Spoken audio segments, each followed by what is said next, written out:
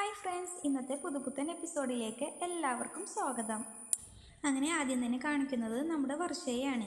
വർഷയെ Srikanth phone വിളിക്കാത്തതുകൊണ്ടും കാണാൻ വരാത്തത് കൊണ്ടൊക്കെ നമ്മുടെ വർഷ ശ്രീകാന്തിൻ്റെ റെസ്റ്റോറൻറ്റിലേക്ക് ഫോൺ വിളിച്ചിട്ട് ഓരോന്ന് ഓർഡർ ചെയ്യാണ്.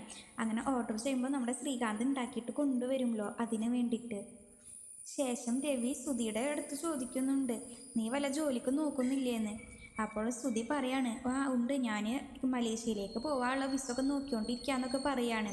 അപ്പോൾ ആ സമയത്ത് നമ്മുടെ സച്ചി വരുമ്പോൾ സച്ചി പറയുന്നുണ്ട്, അതിനൊരുപാട് കാശാവൂലേന്ന്. അപ്പോൾ അതൊക്കെ ആവും, ഒരു 14 ലക്ഷമൊക്കെ ആവുമെന്ന് സുധി പറയുമ്പോൾ അമ്മായിച്ചൻ തരും, അമ്മായിച്ചൻ വരും എന്ന് പറയാമെന്നല്ലാണ്ട് പൈസ ഒന്നുമില്ലല്ലോ, വരുന്നുമില്ല, പൈസ ഇല്ല, അങ്ങനെ ഓരോന്നും പറയാണ് കേട്ടാ.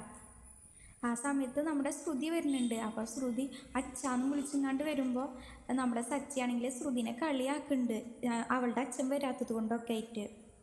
പിന്നീട് വർഷയും ശ്രീകാന്തും വീട്ടിലേക്ക് വരാത്തത് കാരണം നമ്മുടെ ചന്ദ്രമതി ഇനി പറയാണ്, അവനിനി വന്നാലേ ഞാൻ ഭക്ഷണം കഴിക്കൂ എന്ന്. അപ്പോൾ ആ സമയത്ത് സച്ചി പറയാണ്, ശരിക്കും അമ്മയ്ക്ക് വിഷമം ശ്രീകാന്ത് വരാത്തതിലല്ല, പണക്കാരിയായ ആ പെണ്ണ് വരാത്തതിലാണെന്നൊക്കെ പറയുന്നുണ്ട്. അങ്ങനെ നമ്മുടെ ശ്രീകാന്ത് ഫുഡും കൊണ്ട് നമ്മുടെ വർഷയുടെ അടുത്ത് ചെല്ലാണ്. അപ്പോൾ വർഷേൻ്റെ അടുത്ത് ചോദിക്കുന്നുണ്ട്, നിനക്ക് നിൻ്റെ തീരുമാനത്തിൽ ഇനി എന്തെങ്കിലും മാറ്റമുണ്ടോയെന്ന്. അപ്പോൾ എന്ത് തീരുമാനം എന്ന് ചോദിക്കുമ്പോൾ നമ്മുടെ ശ്രീകാന്ത് പറയാണ്, വീട്ടിലേക്ക് പോകുന്ന കാര്യം എന്ന്. അപ്പോൾ രേവതി പറഞ്ഞ കാര്യങ്ങളൊക്കെ ഓർത്തിട്ട് നമ്മുടെ വർഷയ്ക്ക് വിഷമമായിട്ട് വരാമെന്ന് പറയുന്നുണ്ട് കേട്ടോ. അങ്ങനെ വർഷയും ശ്രീകാന്തും കൂടി വീട്ടിലേക്ക് മടങ്ങി പോവാണ്. നിങ്ങൾക്ക് ഈ വീഡിയോ ഇഷ്ടപ്പെടുകയാണെങ്കിൽ ലൈക്ക് ആൻഡ് ഷെയർ ചെയ്യുക, കൂടെ സബ്സ്ക്രൈബും ചെയ്യുക. താങ്ക്